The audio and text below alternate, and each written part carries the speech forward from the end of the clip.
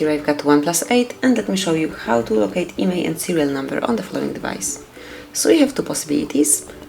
At first, let me enter a secret code. This is the quickest version.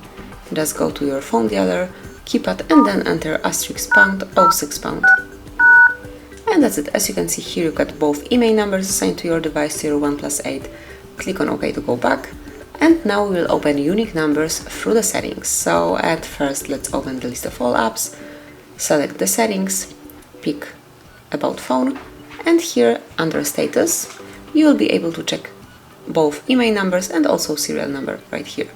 So this is it, that would be all. So you can smoothly and easily locate unique numbers assigned to your OnePlus 8.